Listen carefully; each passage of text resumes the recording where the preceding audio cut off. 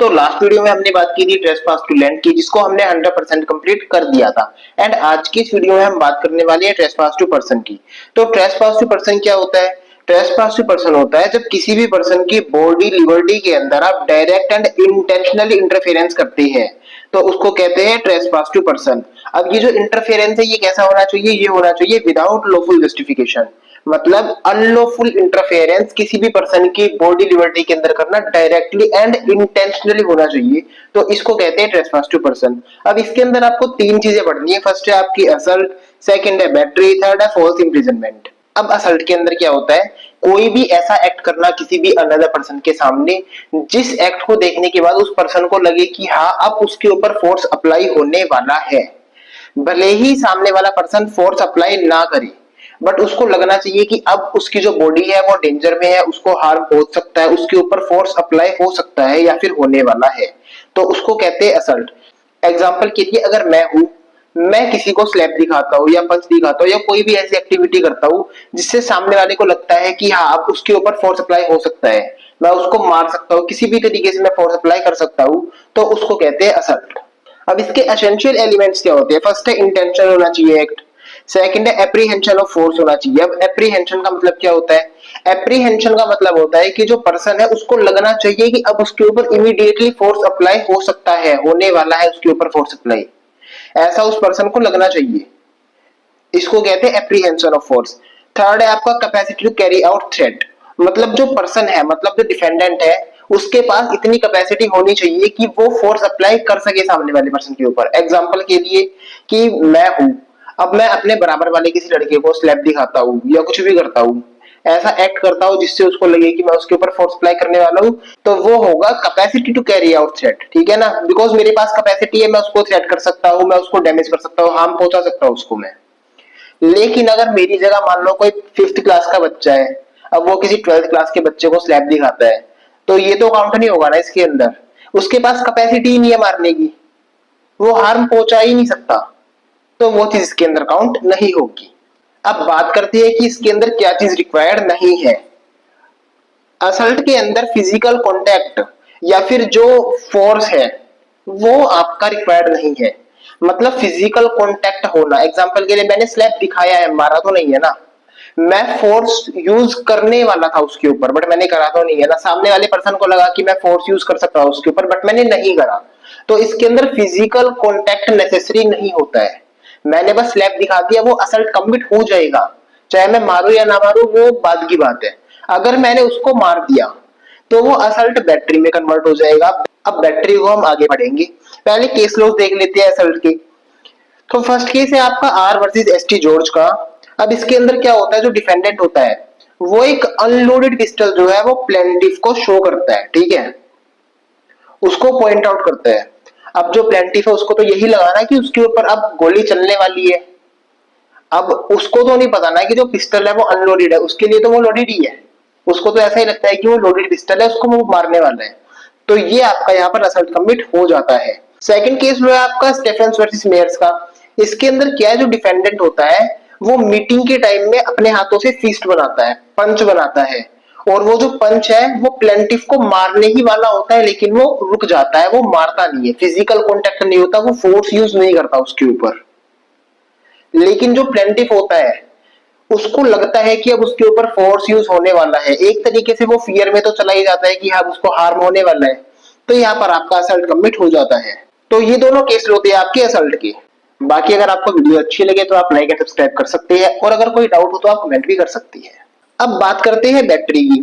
Battery के अंदर क्या होता है, मैंने आपको बताया था असल्ट के अंदर कि जो फोर्स है वो अप्लाई नहीं होता है, वहां पर बस शो किया जाता है कि हाँ अब फोर्स यूज होने वाला है, बट फोर्स यूज होता नहीं है। बैटरी के अंदर क्या है, बैटरी के अंदर फोर्स यूज हो जाता है। एग्जांपल के लिए मैंने पंच बनाया और मैंने सामने वाले पर्सन को पंच मार दिया, तो वो बैटरी कमिट हो जाएगा। अगर मैं खाली पंच दिखाता मारता नहीं तो वो असल्ट होता आपका, ठीक है। बहुत माइनर सा डिफरेंस है दोनों के अंदर, बहुत सिंपल चीज है, मजा आएगा, देखो जरा। Battery is the intentional and direct application of unlawful physical force to another person without their consent। किसी भी पर्सन के ऊपर फिजिकल फोर्स अप्लाई करना without their consent unlawfully manner के अंदर, उसको कहते हैं बैटरी। बहुत सिंपल सी चीज है। इसके अंदर आपकी तीन चीजें देखी जाती है। फर्स्ट है फिजिकल कॉन्टैक्ट। फिजिकल कॉन्टैक्ट से क्या मतलब है मेरा यहाँ पे, फिजिकल कॉन्टैक्ट से मतलब है कि फोर्स अप्लाई होगा इसके अंदर, ठीक है, फोर्स से मतलब है फिजिकल कॉन्टैक्ट से मेरा मेनली यहाँ पर। सेकंड है आपका अनलॉफुल होना चाहिए। थर्ड है आपका इंटेंशनल होना चाहिए। इंटेंशनल होना बहुत जरूरी है। अगर बाय मिस्टेक हो जाता है, गलती से हाथ लग जाता है किसी को, तो वो बैटरी के अंदर नहीं आने वाला है। इसके अंदर क्या चीज रिक्वायर्ड नहीं होती है, डैमेज प्रूव करना रिक्वायर्ड नहीं होता इसके अंदर, याद रखना। अब केस लो देखते हैं इसके। Frank versus metropolitan police commissioner का केस है। इसके अंदर क्या होता है, एक मैन एक्सीडेंटली गाड़ी चलाते चलाते पुलिस ऑफिसर के पैर के ऊपर चढ़ा देता है। अब जो पुलिस ऑफिसर होता है वो उस मैन को बोलता भी है कि गाड़ी हटा लो, मेरे पैर के ऊपर चढ़ गई है, ठीक है, लेकिन वो फिर भी नहीं हटाता है, वो काफी देर में हटाता है। तो इसके अंदर कोर्ट क्या कहती है, कोर्ट कहती है कि आपने जो है बैटरी स्टार्टिंग में तो कमिट नहीं किया था, आपसे गलती से गाड़ी चढ़ गई, कोई बात नहीं, लेकिन जब आपको पता चल गया गाड़ी चढ़ गई है पुलिस कमिश्नर के पैर के ऊपर, फिर भी आप गाड़ी को नहीं हटा रहे हो, आप उसको पेन दे रहे हो, वो पर्सन पेन के अंदर है, और ये तो फिर इंटेंशनली पेन दे रहे हो ना आप उसको, एक्सीडेंटल थोड़ी हुआ ये।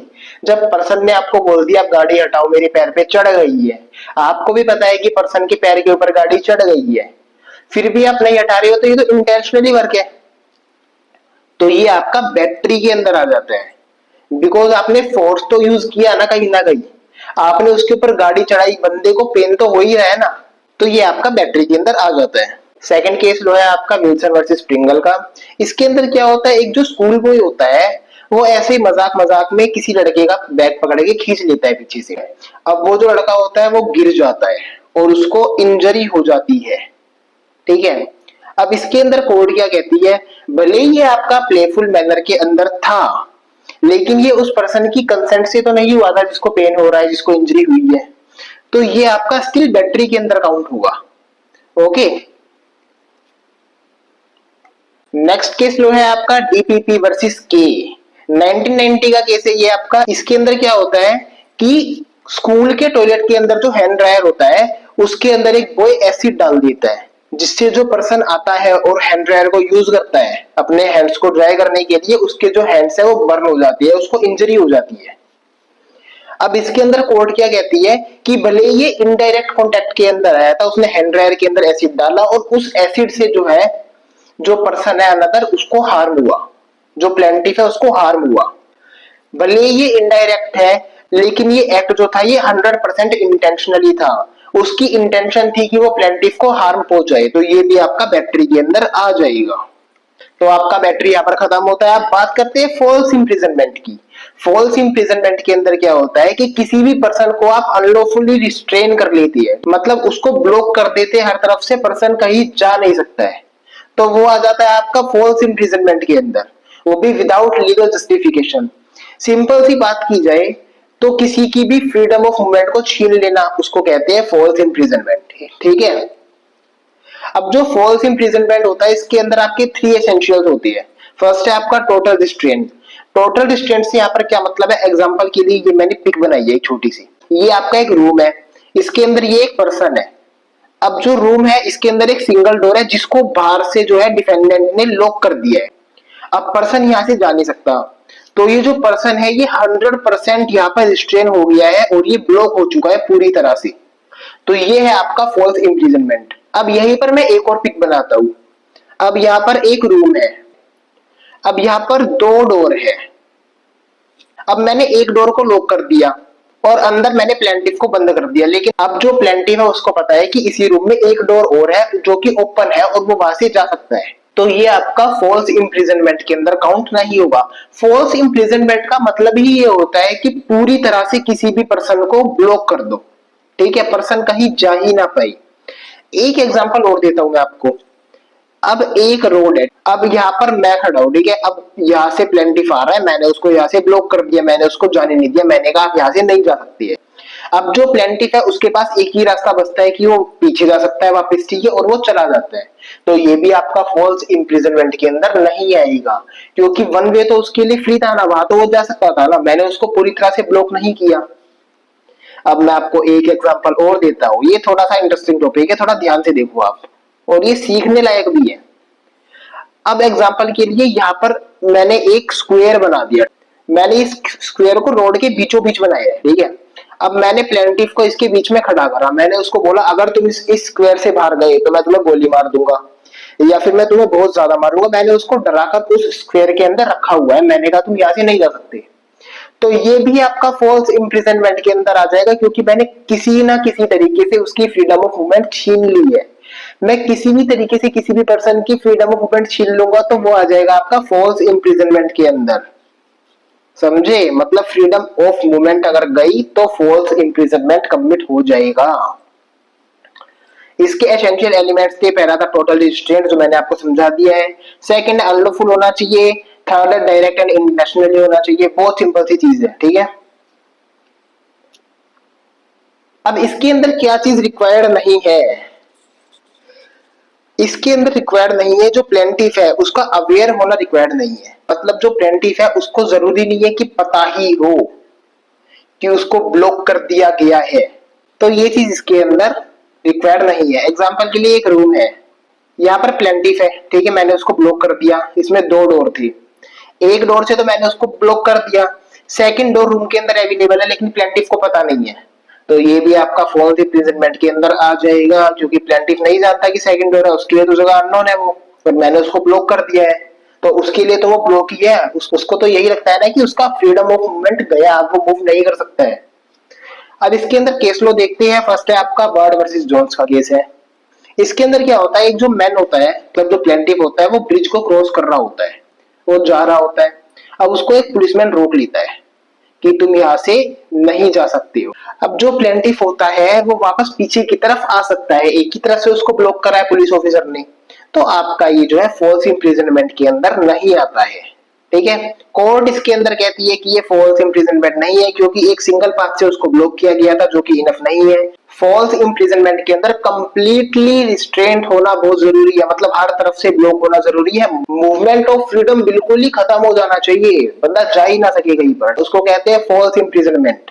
सेकंड केस लो की बात करते हैं, हैरिंग वर्सेस बॉयली। बहुत ज्यादा कंट्रोवर्शियल होने वाला ये वाला केस लो, और इसके अंदर आप मेरे को बोलने भी वाले हो तो मैं पहले ही सब कुछ क्लियर कर दूंगा। इसके अंदर क्या होता है, एक स्कूल बॉय होता है। अब जो टीचर्स होते हैं ना उनको क्या होता है कि ये जब तक बच्चा फीस सबमिट नहीं करेगा इसको हम जाने नहीं देंगे यहाँ से बाहर, मतलब जब तक इसकी फीस नहीं आएगी तब तक इसको स्कूल से बाहर जाने ही नहीं देंगे। लेकिन जो बच्चा होता है उसको ये बात पता ही नहीं होती, वो अवेयर ही नहीं होता इस चीज से कि उसको रोकने वाली है स्कूल वाले। अब इसके अंदर कोर्ट कहती है कि ये फॉल्स इम्प्रिजनमेंट नहीं है।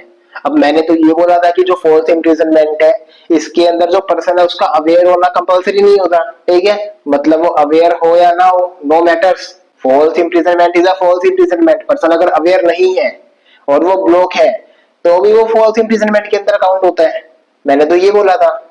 तो ये वाला केस बहुत ज्यादा कंट्रोवर्शियल है आप लोगों के लिए। अब मैं आपको बता देता हूँ कि ये जो केस लो है ये है आउटडेटेड, देखो जरा 1834 का केस लो है ये। वही मैं आपके लिए सेकंड एग्जांपल भी लेकर आया हूँ जो कि है अपना मॉडर्न केस लो। अब ये केस लो है आपका मेयरिंग वर्सेस ग्रेमिगर। मैंने आपको पहले वाले केस लो के अंदर बताया था कि जो बच्चा है उसको स्कूल के अंदर ब्लॉक करने की प्लानिंग चल रही थी जब तक फीस नहीं आती। इसके अंदर भी ऐसा ही है, इसके अंदर एक पर्सन को ऑफिस के अंदर ब्लॉक करने की प्लानिंग चल रही होती है। A man was detained in an office but didn't know he was not allowed to leave, मतलब उसको पता ही नहीं होता कि वो अलाउ ही नहीं है जाने के लिए बाहर, ठीक है ना। इसके अंदर कोर्ट क्या कहती है कि ये जो है फॉल्स इम्प्रिजनमेंट है, क्योंकि जो अवेयरनेस है वो नेसेसरी है ही नहीं, जैसा कि मैंने आपको बताया था। False imprisonment occurred the moment he was restrained even if he was unaware. अब आप बोलोगे कि पहले वाले केस के अंदर तो अवेयर होना बता रखा था, इसके अंदर कह रहे अनअवेयर। पहले वाला केस था वो आउटडेटेड था, मैंने आपको समझाने के लिए लिखा था, दैट्स इट। तो यहाँ पर आपका ये पूरा टॉपिक खत्म होता है ट्रेसपास टू पर्सन का। अगर आपको कोई भी डाउट है तो आप कमेंट कर सकते हैं, वीडियो को लाइक एंड सब्सक्राइब करना ना भूलें। मिलते हैं नेक्स्ट वीडियो में ट्रेसपास टू गुड्स के साथ, तब तक के लिए टेक केयर, बाय बाय।